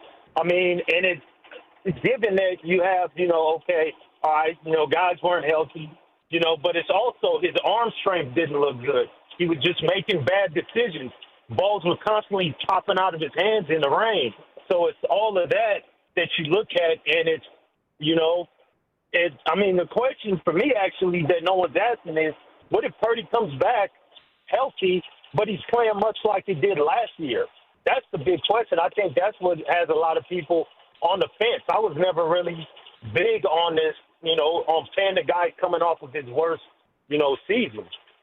But, yeah, I like the question as far as the gap. I don't think that the gap is that big. I do want to actually see Purdy come back to see, all right, what Purdy are we going to get? Because if you look again at that Jags game, when he threw that interception, the defender came up and he was like, "We already know what he was gonna do. We know we got him. We knew." And the announcer even was saying it, that the defenders were like, "Oh, we got him." So has the league caught up to Purdy? They know his habits. They know where his strengths are, and they take that away from him. And it's kind of like Kaepernick. Kaepernick was elite until they figured him out, and then he struggled. I mean, who's to say that hasn't happened with Purdy? I think that we all want 22, 23 Purdy back. We all want that. But is that what we're going to get? Or is it going to be more Purdy from last year? I think that's what what the big question is. And that gap isn't that big between last year's Purdy and Mac Jones. I think Mac Jones is better than last year's Purdy, but not better than 22. I hear Thanks, Damon. That's Damon from the dump truck. Yeah, absolutely. And I'll say this. I want to be fair to Brock Purdy here. You are only a sum of all your parts, right? So not having Christian McCaffrey last year, not having Brandon Ayuk for a good chunk, you're not going to look as good without a running game. You're just not. Just like this offense this year and last week. If you're not going to be able to run the ball effectively and you start losing all the key pieces, there was no Ricky Pearsall, no George Kittle, you're going to start staring down your receivers because you have to go to the guys you trust. Whether it's Kendrick Bourne or in this case, Demarcus Robinson, staring him down, that's what's going to happen. That's not Brock Purdy or Mac Jones specific. That's just the reality in this situation. That being said, I do understand what Damon's saying is like there's a fear that Brock's never going to reach the levels that he did a couple years ago. And I have a hard time seeing that too, but also that was an insane season. Like, you had the offensive player of the year in Christian McCaffrey. You had George Kittle being an all-pro. You had Deebo Samuel. You had second-team all-pro Brandon Ayuk. You had a historic offensive season. When I say historic, that means that doesn't happen often. So, yeah, he might not reach what he was 2 years ago. Well, they just want him to be better than he was last year. Here's the thing. Why do we say that like it's so certain? Like, if Kyle Shanahan is this quarterback genius who can turn Jimmy Garoppolo into the highest paid quarterback at the time, who could turn Mac Jones into a quarterback so good that he's making Niner fans want to punt their $250 million quarterback out the door, why do we just assume that Kyle Shanahan can't make magic with Brock Purdy again? Like, I'm not saying he can. Well, no, we're saying that he can't recreate that season he had in 2023. Why is it? That was a historic season. Well, I mean, it was... The Patriots aren't going to replicate what they did in 2007 offensively. That's okay. You don't think that Kyle Shanahan can't scheme up an offense that can let Brock throw for 4,200 yards again?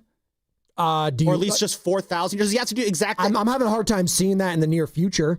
Like, who's he throwing it to? DeMarcus Robinson? Okay, is that Brock's fault that DeMarcus Robinson is his top target? I just said, Sam, he's a sum of his old parts. I'm not blaming Brock Purdy. Okay, that's fine. But, like, I don't know. I just think this idea that, Brock can never attain that level again. He's 26 years old. He's going to be entering the prime years of his career. Again, if you have an offensive line that keep him upright, I don't care how good you are as a quarterback. If your offensive line can't keep you upright, you're going to have struggles there.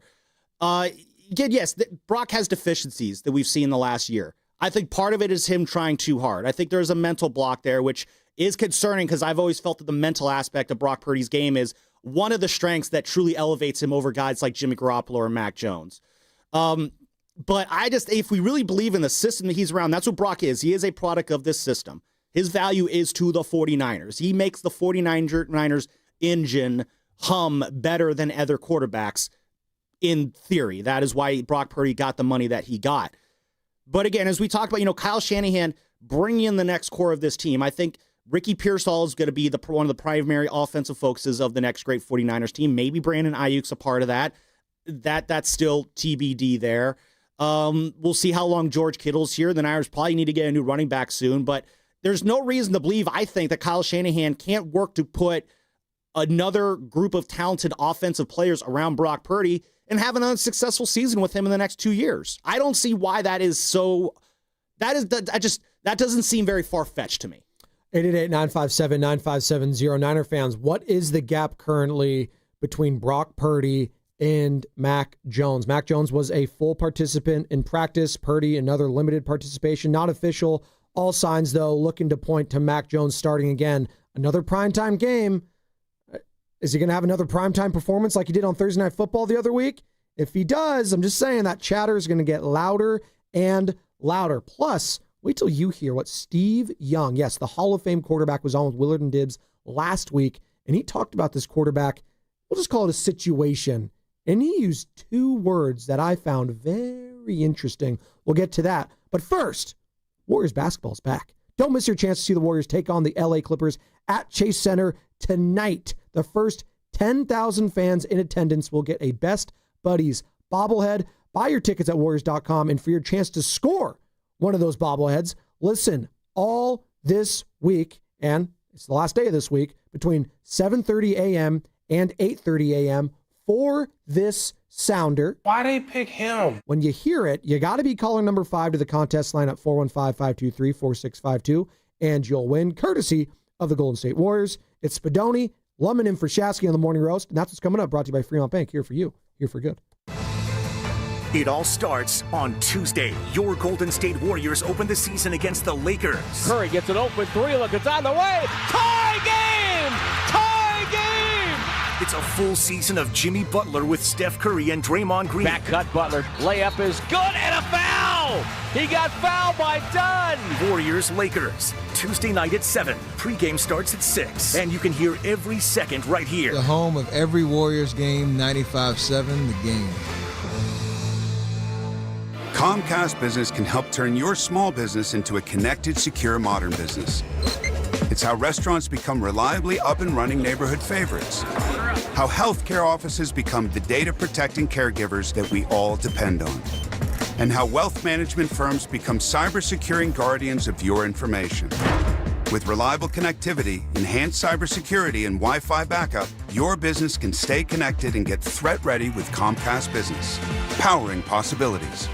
Now through November 16th, new Comcast Business customers can get started with 150 megabit internet plus security for $59.99 a month for 12 months with a 2-year agreement. Plus, ask how to get a $500 prepaid card on a qualifying gig package. Call today. Restrictions apply. Requires enrollment in paperless billing and auto pay with bank account. Early termination fee applies. Equipment, taxes, and fees extra. Joe Shasky here for Golden State Lumber and Showroom. Consider their Stockton yard as the go-to resource for building professionals in San Joaquin County, with over 40 acres of premium building materials available to the public. For bigger jobs, you can count on Golden State's large fleet of trucks for timely delivery. It's their goal to keep your project on time and on budget. Building a better Bay Area for over 70 years. Golden State Lumber and Showroom. When you succeed, we succeed. Boxer & Gerson, Northern California's premier workers' compensation law firm, helping injured workers get their lives back for over 40 years. Hi, it's Bonte, here to talk about River Islands, the most successful lifestyle community in Northern California. Speaking from experience, I know that it only takes one visit to see why. The schools are top scoring and built right into the community.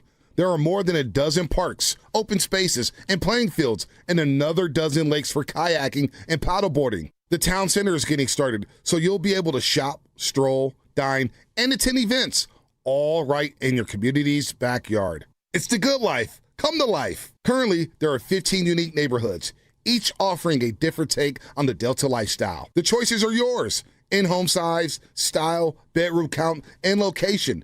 2 bedrooms to 6 bedrooms, 1 story or 2, even multi-generational suites. What's more, the pricing is as varied as the homes, with prices ranging from the $600,000s to well over $1 million. Start your tour today at riverislands.com. That's riverislands.com. Isn't it time for you to discover the islands? 1-877 Cards for Kids. KARS Cards for Kids. 1-877 Cards for Kids. Donate your card today. 1-877 Cars for Kids. KARS Cars for Kids. 1-877 Cars for Kids. Donate your car today. Ready to get rid of that old car? Donate it to Cars for Kids. Call 1-877 Cars for Kids to reach a friendly live agent. Donation's super easy, and your car can be picked up as soon as tomorrow. Call us now, 1-877 Cars for Kids. That's Cars with a K to donate your car today. 1-877 Cars for Kids. Donate your car today. Did you know you can donate real estate too? Go to carsforkids.org. That's carsforkids.org. I'm Piera Palazzolo, VP of Digital Marketing for the American Management Association, a company focused on the management training skills needed to enhance the careers of business professionals. We did our research when it came to the best companies for website development and chose AmericanEagle.com. And we couldn't be happier. AmericanEagle.com worked closely with us to understand the front and back end requirements needed to launch an e-commerce website that could handle the complexities of running thousands of seminars nationwide. Our robust new website and improved SEO saw immediate increases in site traffic and web revenue. If you're in need of managerial effectiveness and success, visit our website at amanet.org. If you're in need of a website that provides an unparalleled consumer experience, I highly recommend AmericanEagle.com. Transform your business today. Dial 877-WebNow1 for a free digital consultation with AmericanEagle.com. When your name's on the paint job, your primer better hold up. Painters trust Kills primers for serious adhesion, stain blocking, and a finish that lasts. Now, the full lineup is only at the one place pros rely on. Need it fast? Get same-day or next-day delivery. Or order online and pick it up in-store. Kills primers, exclusively at the Home Depot. If you're a pro, you know. This is Greg Nemitz from the Autism Society. The Pettinelli Financial Golf Tournament raised over $100,000 for our organization. Thank you sponsors, players, volunteers, and thank you, Pettinelli Financial.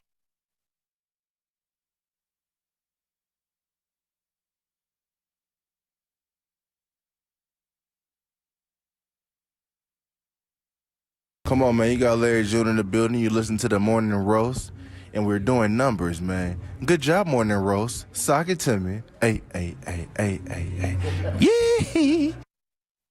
Rolling, baby.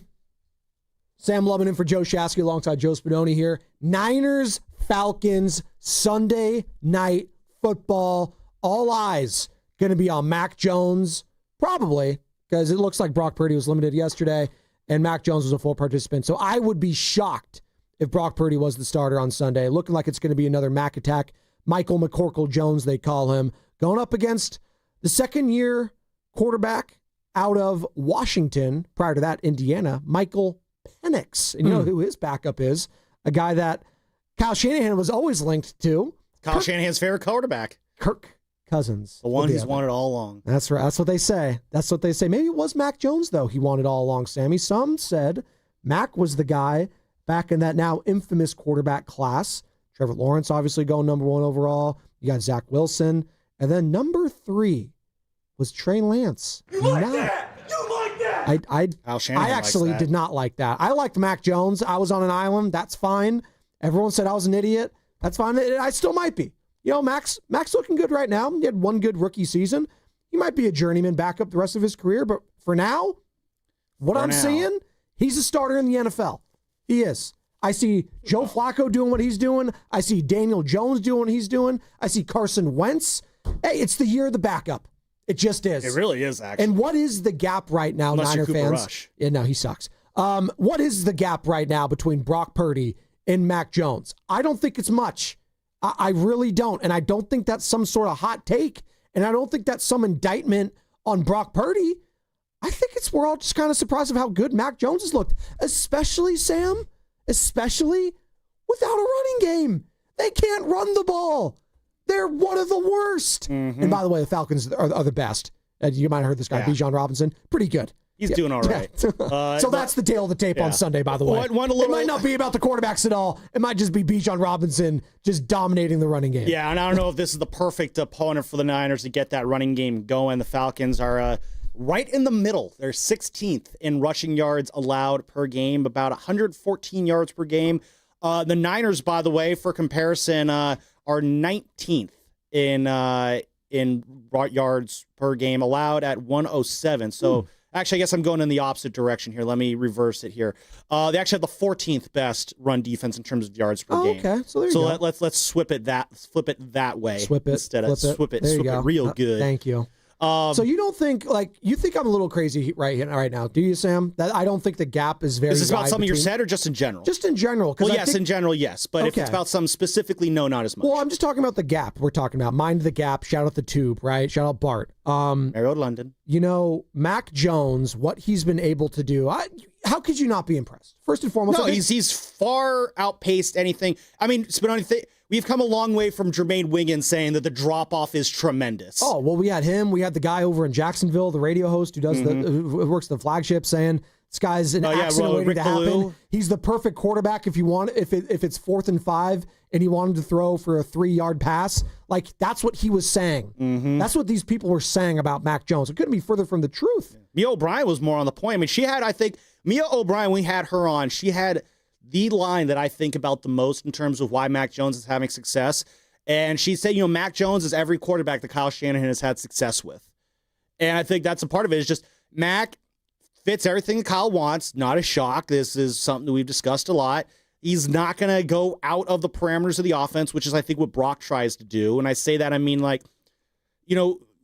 Jones, he's just going to run the play that is done there. He's going to do exactly what Kyle tells him to do, regardless of what that is. He's going to just go in there like a good quarterback, follow orders. Kyle says jump, Mac says how high. Kyle says throw, Mac says how far.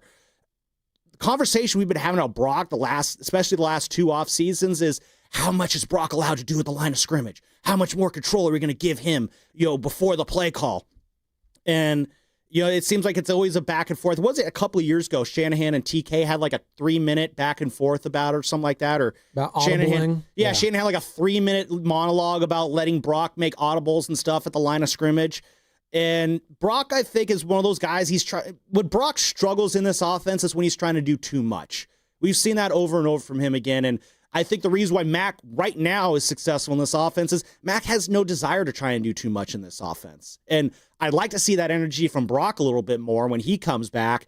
But I think it's why Mac has been able to avoid a lot of the troubles that Brock used to get into, despite the fact that Mac is playing with, more or less receiving options, or not as ideal receiving options as Brock had at times last year. I teased this sound in 888-957-9570. We're talking about the gap between Brock Purdy to Mac Jones. How big is it, 49er fans? I'm not saying it's a lot. Sam says there's still a gap, but could it be closing between these two guys? 888-957-9570. Steve Young, Hall of Fame quarterback, maybe most known, if you just look up quarterback controversy on Google, Yelp, whatever you're using, I don't even know.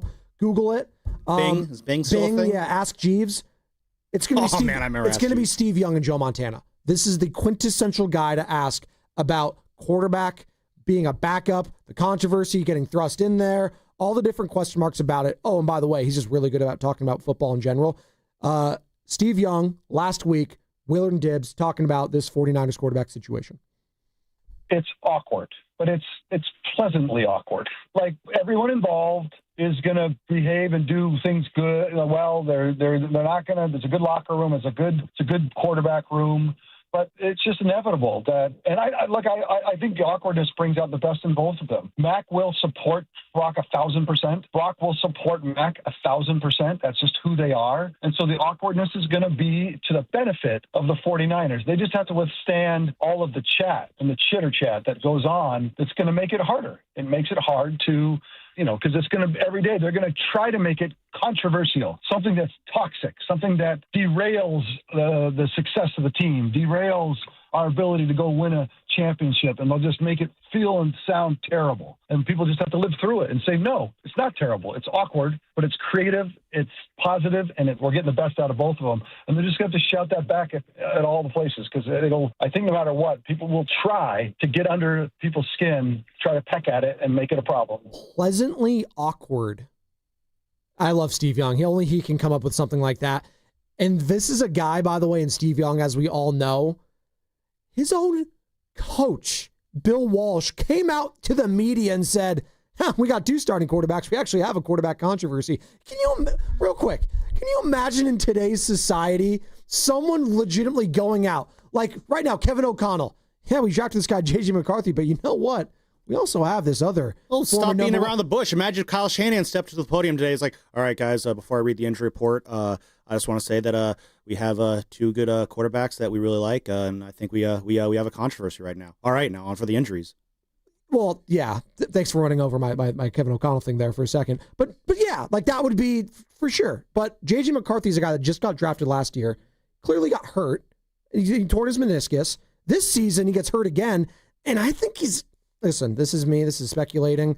He's been on the injury report, high ankle sprain. I'm pretty sure he's probably been good to go, but Carson Wentz has been good. And the limited action we saw of JJ, clearly he wasn't ready to be a quarterback at this level. And they're like, you know what? You stay there. It's fine. Carson, keep winning us games. We're good. Another year for you, JJ. It's fine. But if he went out and said, we got a quarterback controversy, that's basically saying, you know what? I'm not married to either one of these guys. But the fact is, you paid Brock $200+ million. You kind of are married to him. You kind of have to be married to him. But that being said, it's funny we say this, and we're playing a team, and if they're Niner fans, we're playing this team this Sunday where their backup is making more than the starter. Kirk Cousins is making over $100 million. Was it $180 million? Was that the deal? Something ridiculous. Yeah. Coming off an Achilles, and he's over 35 years old. Insanity. I honestly never understood that move that the Falcons did. But do you buy what Steve Young is saying there? Pleasantly awkward. Is that how you would define this quarterback situation? I mean, I guess it's pleasant in that it hasn't gotten completely toxic yet. Like, I do think that it isn't, like, we're talking about out here on the radio and in the real world as if it's a big deal. But the fact of the matter is, these things, as I said, winning is the great deodorizer. And I think the fact that they are winning games right now, and the last few weeks, the biggest issue has not really been the quarterbacks, but only the biggest issue has been all the players dropping like flies on the field. It's happening so much that the artificial intelligence is getting so much better at making these fake injury videos that I keep seeing on Instagram. They're pretty good. The AI is learning too much about 49er injuries right now. So I think that goes to say that, it's just the injuries are overshadowing any kind of concerns that people would have about. And of course, ironically, Brock is one of those injuries. But I think there it is. It's just it's the fact that Brock is injured and fans want him to come back healthy. It makes it a lot easier to get behind a winning Mac Jones and be like, you know what? I'm cool with riding with Mac Jones right now until I don't need to. That is why I think this controversy is a little bit more pleasant, because this is not, an either-or situation. It's not a true either-or situation. This is you have an option that you can rely on until the other option's ready to go. The other option, simply put, is not ready to go. I do think, though, as we're talking about this, and we're talking about what the gap is right now between Brock Purdy and Mac Jones, 888-957-9570, Sam Lubman in for Joe Shasky alongside Joe Spadoni here. And we got a massive game, Sunday Night Football, Levi's Stadium. It doesn't get bigger than that. Mike Tirico, Chris Collinsworth going to be on the call, looking like Mac Jones is going to be the starter, going up against Michael Penix, Bijan Robinson and company for Atlanta. I do think part of the conversation and why I feel so good about Mac right now and why I believe the gap isn't very big is because he's been doing this, Sam, with all these injuries at the skill position players, with no running game. They can't run the ball. This is a run-first offense that is a bottom 5 rushing attack. Yeah, 30th in the league. They're awful. But they're awful. They can't run it. Well, and he's still able to be 3-1 as a starter. It's incredible. Well, they can't run the ball, but they still have a running back. Yeah, but he's not running the ball. Yeah, I know, but he's been in Carter brought up a good point at the break here. Like, we're talking about, what the gap is between Mac and Brock and whatnot, and people saying, Brock struggled last year, he didn't have his pieces, blah, blah, blah. One thing Brock did not have last year, other than 4 games, that Mac has not had to deal with, is the absence of Christian McCaffrey. And we had the conversation the other week, is Christian McCaffrey having a good year? I think Christian McCaffrey is having a phenomenal season.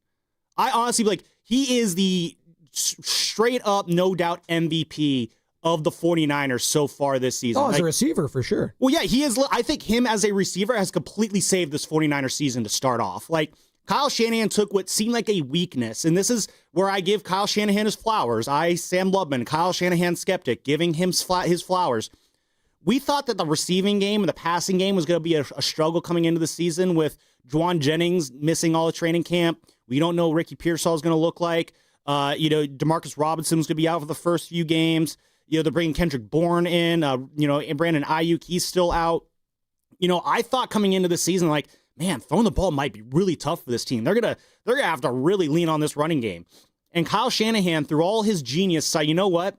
I'm gonna steer into the skid a little bit. I'm gonna use Christian McCaffrey as a receiver more. Stop instead. The skid. Exactly. And I call it what the season that McCaffrey is having. Yeah, I call it the reverse Debo. Remember in Debo in 2021, he was lining up out wide, and then they move him into the running back position. Wide back. And it completely revolutionized the Niners offense and rejuvenated the season. McCaffrey's done the opposite. He's gone from lining up in the backfield to lining up out wide, and it is I don't want to say rejuvenated because that would have mean that it was something else beforehand, but starting McCaffrey off as basically your primary receiver has been a godsend for this offense. This is all to say, what's Mac Jones looking like if he doesn't have that Christian McCaffrey escape hatch this year? Are we as high on Mac Jones and what he's doing if he doesn't have Christian McCaffrey to dump the ball down to? Are we using this as a feather in the cap of Brock Purdy, what he did last season? He had a top 12 rushing attack. The Niners were a top 12 offense running the ball. Jordan Mason through 6 weeks was the best running back in football. And you couldn't throw to him. Doing? You couldn't even throw to him because he's not a pass catcher. You were running. Who cares? That's why you were struggling in the red zone last year. No, because you can't throw it to your target and George Kittle, who was healthy. Sam, if you're really trying to compare what Brock had to deal with offensively, he didn't deal with nearly the struggles when it comes to the injuries that I Mac think we Jones discount the impact that Christian McCaffrey has on this offense. He can't run the ball. Okay, he's still producing, Spadoni. I almost called you Shasky. Wrong Joe. But no, he's still bigger. He's easily the most productive offensive player for the 49ers this year. If you take Christian McCaffrey off this offense, they are bupkis. Hold on. Like, come on. No, we forget how good Christian McCaffrey is. No, you're forgetting how good Jordan Mason was running the ball in this 49ers team, running the ball last year. That's all he could do. Literally all Jordan Mason could do was just run forward. He couldn't catch. He couldn't move side to side. He was just a battering ram, which is why he was done after 6 weeks. Give Mac Jones a running attack and a healthy George Kittle and Debo, which, by the way, what Brock Purdy had most of last season. Yeah, they're much better. You had Isaac Guerrero the last half of your season as the running back. Come on. Come on, is what I'm saying right now. You had Jordan Mason for 6 weeks. In the first half, Sam, last year. They didn't win back-to-back games all season last year with a running attack. I just told you the stats. Don't let facts get in the way of your feelings. They were top 12 you had literally Isaac Guerrero as a starting running back for half of your season. Top 12 in yards per game. Yeah, and most of that was probably done the first few weeks of the season. Then it was backsliding. How about this? Find me the rushing stats for the back half of the season. Where are they ranked there? I'm going to give you the season total. Yeah, you're not going to get the season total because season total right here. Yes, I know, but 127.2 per game, right there. That's great. And what was it like after Mason and McCaffrey were gone? We'll get the guy in the back. Look it up. Carter, look that up. Second half of last season. They really missed Christian McCaffrey. They were a top. No, yeah, you're right. They don't need McCaffrey. He's not important for the offense. He might not be able to run the ball anymore. That just might be the reality, too. He might not be a good elite running back anymore. But he's done nothing productive for them this season because he can't run the ball. Who said that? That's what you're implying. I said he was an elite receiver. I'm putting words in your mouth. You are. I said he was a great receiver. I'll call you Mark Willard now. There you go. I said he was a great receiver. He has been a great receiver. He's getting more targets in his career than he's ever gotten. He's making lemonade with those targets. Hasn't been a great running back this season. That's just giving you the facts. Well, okay, that doesn't change the fact that he's still been this team's MVP. The fact that Mac Jones has been able to overcome a non-existent running game throwing to DeMarcus Robinson. You are so hyper-focused on the lack of running game. It's like this is a run-first offense. But they're passing the ball this year. They're the number one passing game in the league, Spadoni. Is it a run-first offense, Spadoni? Get with the times. Sure, you're right. Kyle Shanahan really doesn't. He wants to throw it all the time. You're right. That's what he wants to do. Is? You know what Kyle Shanahan's doing? It's called adapting. Adapt or die. That's what you have to do. Yes, that's what he. Don't give me that yes. Yeah, that's what he wants to do. Is there a call we can go to? Damn, we could really use a call right now. No, we can go. Where's Tony in Oakland? I want to hear from her. Get some real Shanahan talk. We can go to Greg Cosell, though, because he said something interesting last week. Greg Cosell studies film, best in the business, Willard Dibs every single week. All quarterbacks in the NFL, it's about scheme and coaching. Let's think about maybe the 32 starting quarterbacks, maybe even 64 if you want to go to backups, because theoretically that's what Mac Jones is, a backup. They're probably not all that much different with regards to arm talent, accuracy, processing. There's a few elite guys that maybe have one really strong trait, whether that be great processing, great timing, anticipation, amazing arm talent, athletic ability, but for the most part, it's more about the system that they learn in, and especially regarding the scheme and the play caller's ability to help them play and process consistently. That's what it's really about, guys. There's not, 20 guys who are like, oh my God, these guys can do anything in any system and wow, they're great. There's, in fact, very few of those guys. And by the way, even the guys we consider great, they have a limitation or two as well. It's just that the coach understands how to, work around that and how to make sure that that limitation does not become an issue in critical situations. 888-957-9570 is the number. Niner fans, what is the gap between Brock Purdy and Mac Jones to you right now? As it's looking like another start this Sunday night for McCorkle, Jones. Purdy limited again in practice. Not looking like he's going to suit up this Sunday, but he's getting closer, it sounds like. We had Jennifer Lee Chan on yesterday, who covers the Niners for NBC Sports Bay Area. And it's probably going to be next week or the week after. That's what we're looking at, a 2-week window. So this is a massive opportunity. Again, prime time, all eyes on the nation in Levi's Stadium to see what Mac Jones can do. And we're getting a little excited over here. We're getting a little action. Getting a little Sans fired up over here. They missed Christian McCaffrey last year in the receiving. I hear you. Mac Jones, I'm saying, would die to have the running attack that the Niners had last season. He would die for it. Just give him any semblance of a running game, the play action would be on fire, even to Kendrick Bourne, DeMarcus Robinson. Travis, Oakland, wants to join the conversation. What's up, Travis? You're on the Morning Roast. What's up, guys? How you doing? Great. How are you doing? I'm doing well, man. I'm driving down to Monterey, a little golf trip, and I've been listening in for the last hour, so I thought I would give you a ring. Look, I think, so first of all, I was a little bit skeptical when we signed Mac Jones as the backup, and I was like, okay, great. I just, until this stretch of games, my memory of him was when he cried when he sprained his ankle, which was insane because he's ended up being tough as nails. I don't know if you guys remember when they dragged him off at New England and carried him down the tunnel, and there's that video of him screaming, crying. He thought he broke his ankle. It was just a sprain. But all that to be said, I think the big gap, to be honest, yes, both will excel in Shanahan's system, but it's really the mobility, right? And I think it's an underlying issue with the Niners is that this offensive line this year is atrocious, and I don't think we're talking about that enough. And so when Brock comes back, that's going to be the difference. It's extending plays. It's being able to pick up a couple yards and go from, third and long to third and manageable, hopefully. And I think last year, to Brock's credit, that offensive line last year, the back half of the season, atrocious. The interior guard play outside of Pooney, not very good. Brendel wasn't very good. Trent was hurt, if I remember correctly. I kind of blacked out last season. Look, Mac last week against what I would consider a pretty stout defense in Tampa, he got hit. He struggled. There were times where he couldn't get it out, right? He beat the Cardinals. He beat the Saints. The Rams game was an all-around team effort. Let's see what he does when he starts to get into a little bit more tougher D lines, and I guarantee you that gap of the mobility may come through. I'm curious what you guys think about that, but thanks for taking the call, boys. Hope you have a great Friday. Appreciate it. Travis in Oakland going down to my neck of the woods, Sammy, the 831 down to Monterey. Let's go. Get some golf on. There you go. It's always good day in golf. Shout out Joe Shasky. There you go. What he's doing today? He's playing hooky? You don't put that on Shasky. He's like, guys, I'm feeling really sick. I'd say he's playing golf today, but guys, he's a guy who likes to play golf. Guys, I'm really sick. I'm so sorry. I got a wife, a kid, a baby, all that. Now watch this drive. And then we see later he's at Pebble Beach playing Bryson DeChambeau and Steph Curry.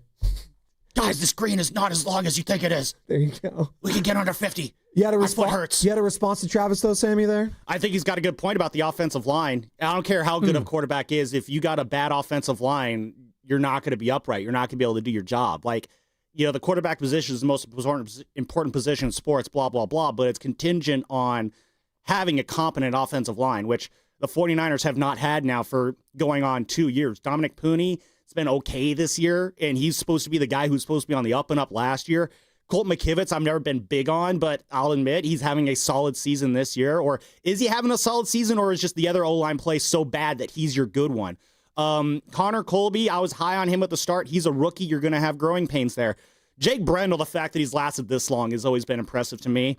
And then, of course, that gets us to the guy at the end, Trent Williams, who, let's just acknowledge this. Trent Williams plays probably one of the most, if not the most difficult position in all of professional sports, and that is left tackle in the NFL. Yes. That is an incredibly difficult, physically demanding position that will absolutely chew up your body and spit you out and turn you into mulch. And he has been playing at an incredibly high level deep into his 30s. Spadoni, I sneeze wrong and I hurt my back, and I'm 32. He's 35, 36, 37, handling the toughest position in sports. That is an incredible feat, and he's doing it still better than, if you were to rank the 32 starting left tackles in the NFL right now, is he number one? No. Is he in the top 50%? Absolutely. Is he in the top 75, top 25%? Yeah, I still think he might be a top 10 tackle. But he is quickly regressing in the wrong direction, and the 49ers having absolutely no backup plan to offset any decline from a aging left tackle, to me, just seems like roster malpractice there. You have to know, yes, Trent's going really, really well until he doesn't. And at some point at that age, at an age where very few tackles are able to keep playing at that age, you need to be ready for that eventuality of, no, Trent's not that guy anymore. Well, I got news for you, everyone. Trent, I don't think is that guy anymore. I don't think he's that dependable left tackle. Will there be moments? Absolutely. You never truly lose it completely until you're too old to do it, but he's not the dependable force at the end of this offensive line that he has been the last couple of years. And that's why I think the running game is struggling. Those stretch, run off tackle plays, they run to the left side. They don't go anywhere as much because, I do think part of it is McCaffrey's losing some burst. That comes with age. He's 29 years old. His legs might as well be 37. But it's also the fact that the guy who helped make those plays run or work so well in Trent Williams, he doesn't have that push that he used to have, that push that made this running game so effective. So you talk about, would Mac die for the running game that Brock had last year? I think this team would die for the run maker they had last year in terms of Trent Williams.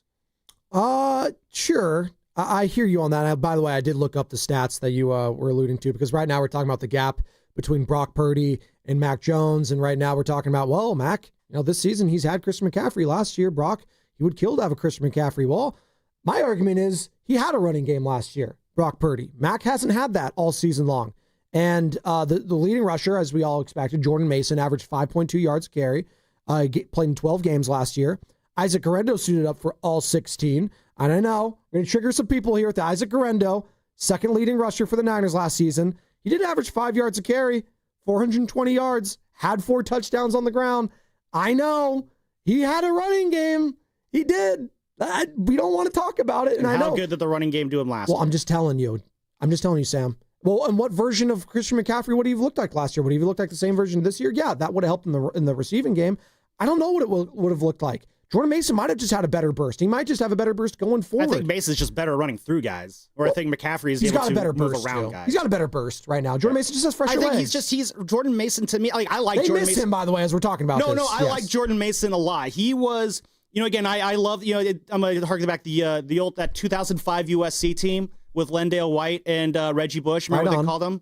Thunder and Lightning. There you go. That's what Mason and McCaffrey were to me. That was the Niners version of Thunder and Lightning. And to me, in my opinion, that's the best kind of combination you can have between two running backs is a Thunder and a Lightning back. Jahmyr Gibbs, David Montgomery. Exactly. I think that, if you had, Mason paired up with McCaffrey as that being the 1-2 punch, I love that combination.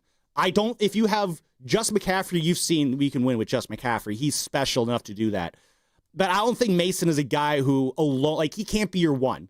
He's a 1B at most. Kind of like Brian Robinson Jr. if the 49ers actually wanted to use him, which, as we're talking about the struggling running game, Brian Robinson Jr., are we going to, John Lynch talked about this with Matt Mayoko on the Niners Talk podcast a couple weeks ago. We have that sound buried somewhere in our system if you want to find it. But basically, what Lynch said was, in this summation of it, was just the way they want their running backs to run, cut, slash a certain way, and Robinson just isn't quite there yet. There's clearly something they want to see from B-Rob that they're not seeing yet. He's an upright runner. Shouldn't they have known that, though, when they traded him? Well, then that's no team loves just bringing in running backs and then never using them quite like the Niners, but then they run Guerendo and Mason into the ground.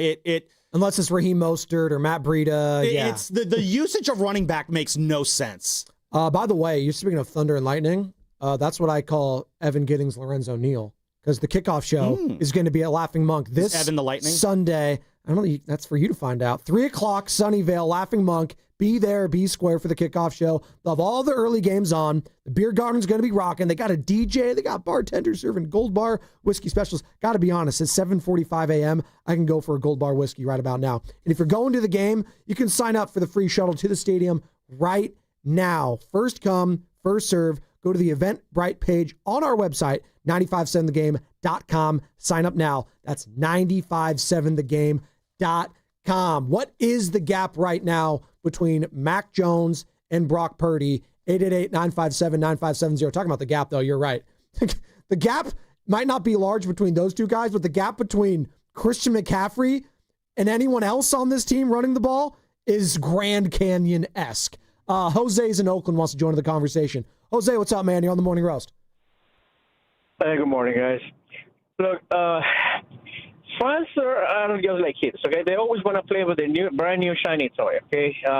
It happened when we had JT O'Sullivan. Ooh, look at the pass. You know, when it happened when we had Nick Mullins. It seems like fans see him in four games that Mac has played. He's won 3 of them. We seem to forget that Brock Purdy took us to 2 NFC Championship games and a Super Bowl. I haven't Why? forgotten. Because he's out of the game right now. He's not playing. So to them, this is what they see right now. What have you done for me lately? You know what? I think you play better, than Brock Purdy. The reason why we think that way is because you have 25% of the fans that are hardcore fans. Okay, they're always going to remember the guys that they got you there. And then you got the other 75% that are always looking for something better. To them, it seems to them the Mac is better because of the games that he's played, because he's won, which for the most part I would say two of those games were won by the defense. They weren't even won by Mac Jones, but he has played really, really good. I am satisfied with the fact that he is our backup quarterback, but to me, that's what he is, a backup quarterback. And if you were to ask, probably about 50% of the league, if you had a choice to get either Brock Purdy or Mac Jones from the 49ers right now, who do you think that they would go for? What do you guys think? Well, who Jose, do you really honestly think that? Jose, let me ask you a question. How big of a gap do you think there is between Brock and Mac?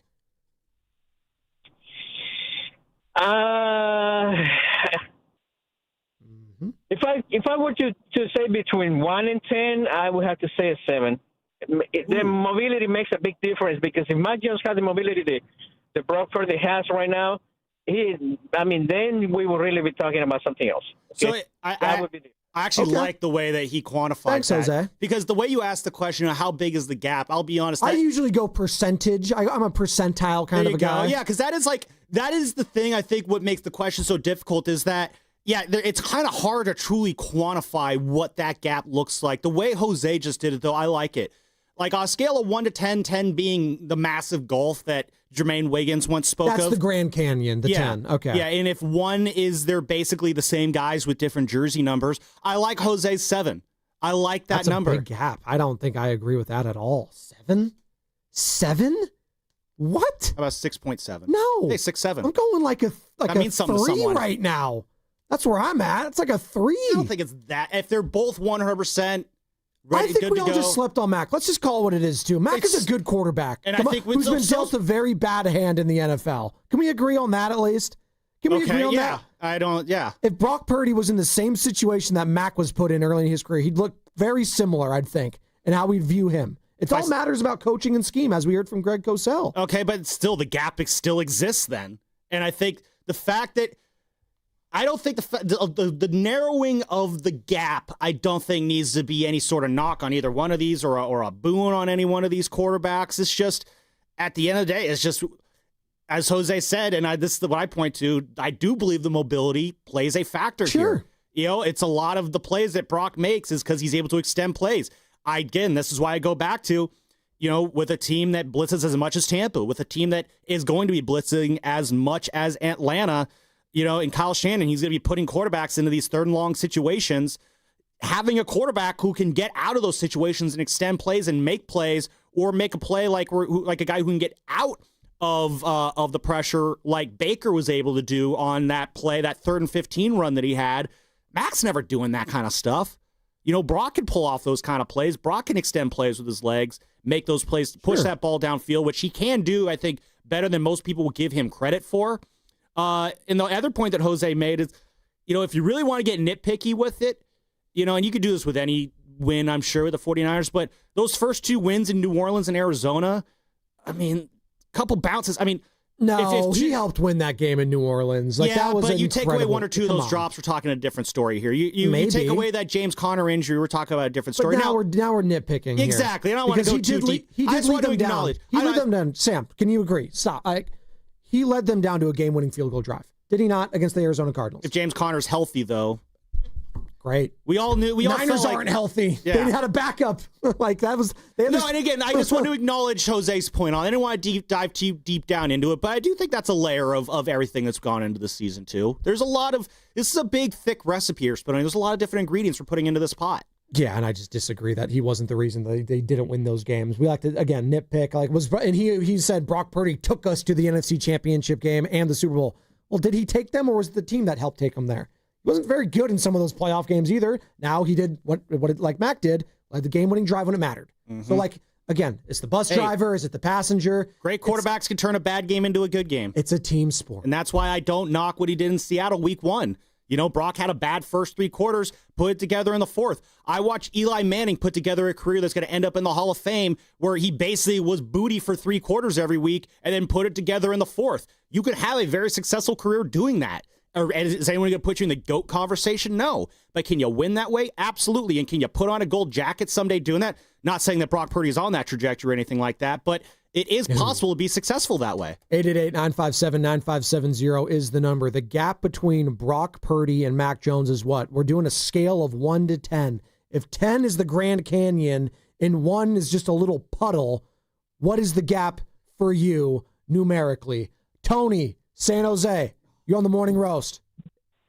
Morning Roast. I love you guys. Thanks for taking my call. Tony, I love you. What do you got? I think the quarterback comparison is actually pretty